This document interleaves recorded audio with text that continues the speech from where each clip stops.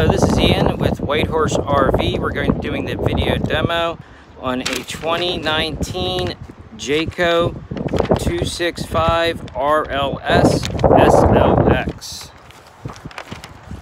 We are going to start here at the front. Right here are your two propane bottles. This is your regulator. It is an automatic switchover, which means whatever way this is pointing, that dial is going to take from this tank first. When this empties, it'll start taking from this tank. Now, what this is doing is telling it what to take from first, and it's also operating the little glass here. When it's clear, you have propane. When it's orange, it's empty. So when the one it's pointing at runs out, that goes orange, and it automatically takes from the other bottle. You just spin this over to the other tank. It should now read clear again, and you can refill the other bottle. Here is your battery. It is a RV motorhome style deep cell battery. You want to check it once a year for water levels, and it is charged by the RV being plugged in, or if you have a vehicle plugged into this, your vehicle should be charging it. You also have a solar panel input there that would also charge the battery if you had a solar panel plugged into that. Now, coming around the front of the trailer, we're going to come over to the side of the trailer, try and get a good view of it. You have your first storage compartment here. You have all your vehicle's information and tire pressures there. You then have an outside shower here, which is hot and cold. You have your city water connection. Basically, if you're at a campground or home, you will hook your pressurized water source there, and it will supply all the plumbing. Now, if you did not have a hose, you could fill the fresh tank, which I will show you where that is, and use your pump to supply yourself with your own water. This is your water heater, the back side of it. If you open this up, you will see your drain plug here. This is an aluminum tank, so you want to only use the nylon plug. Whenever you winterize, you're going to let this sit for a month or more, you're going to want to drain your water heater so you don't have water sitting in it. And it's just unscrewing this nut here, which is a 15/16 socket.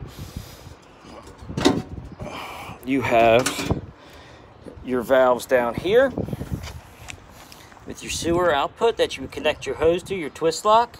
You have the valve for your gray tank and the valve for your black tank. Black tank being the toilet, gray valve being sinks and shower.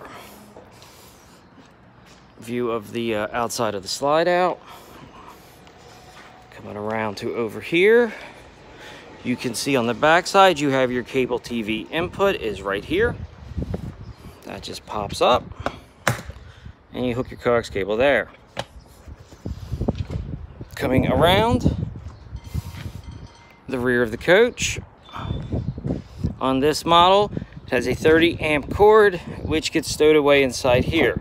You just push your cord in and pull it out when you need it.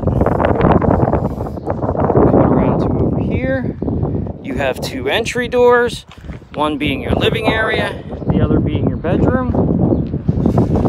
You have a power awning. Your external speakers are in the bottoms of the awning right here. Now, coming around to over here, you have a mount, which there's a mount supplied inside to mount a TV to that will clip to this or clip to the one in the bedroom. You have your cable TV out, 110 outlet plugs, and here is the fill for your fresh tank for if you were dry camping or traveling, so you can bring your own water supply. You would just fill it there. Underneath, you have your low point drain to drain your fresh tank. Now, coming around, it's the back of your refrigerator. That is the back of the hood vent above the stove. It is right there, which opens when you turn the fan on. This is the exhaust for your heater. Now, you have your main low point drains here for draining your plumbing system, the hot and cold side, followed by another compartment up here. We will now enter the coach.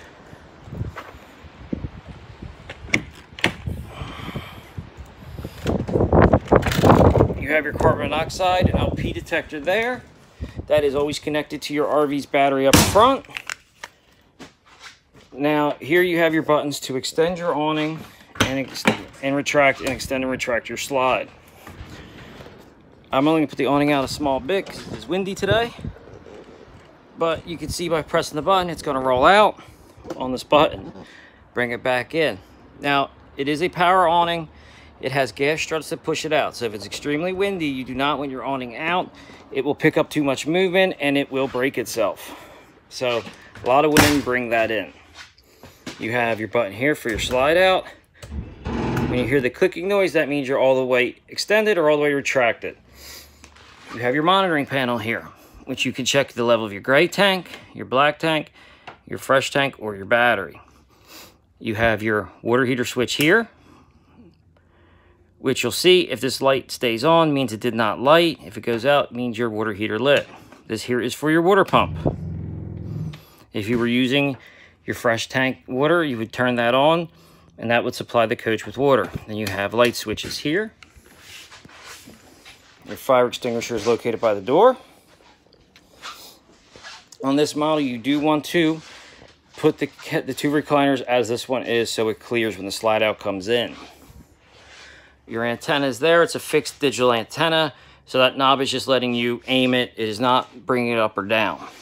Now, all your lights, even if they're on a switch, they will have a push button on them. So even if you turn them on and off by the switch, you could turn them off by the button to select what lights you want on that switch. Here is your smoke detectors. That runs on a 9-volt battery that you have to check and change. Now coming around to your kitchen area. If you go in here, behind those covers is your water pump, which you only have to access if you're winterizing this unit.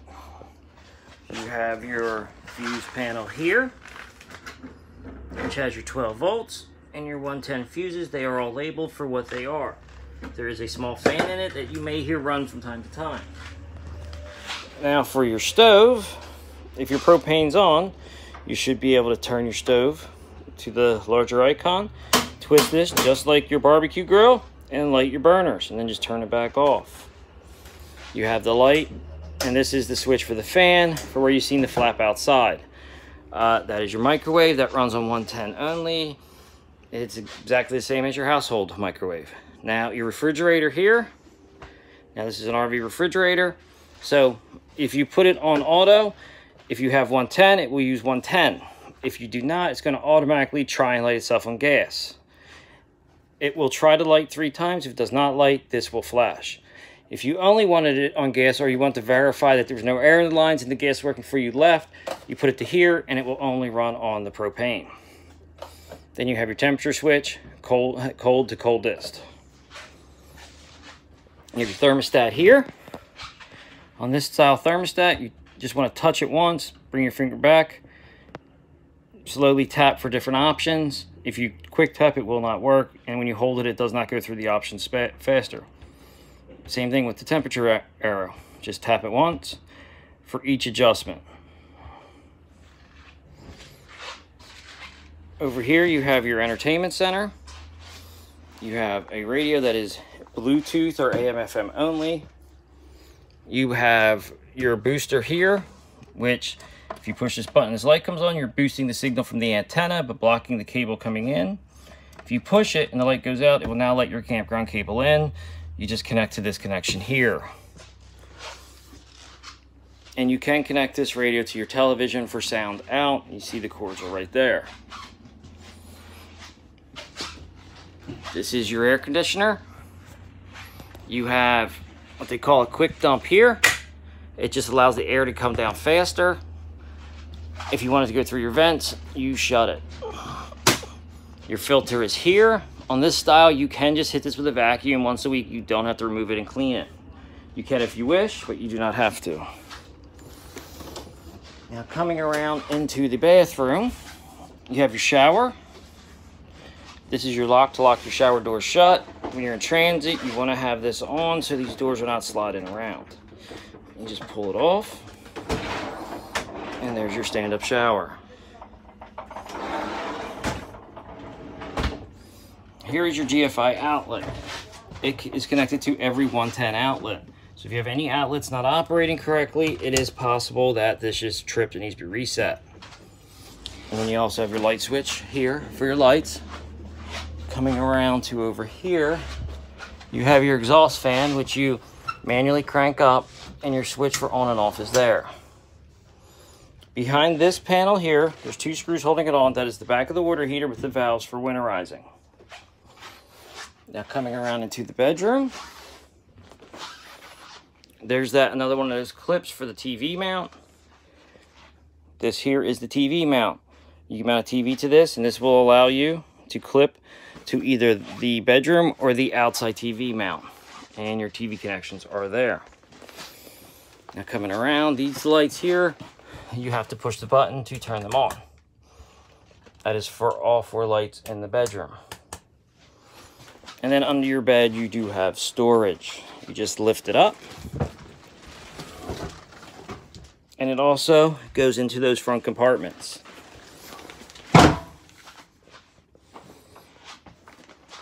That should be all for this video demo. Thank you. My name is Ian. If you have any questions, just call or check your owner's manuals. Thank you. Bye.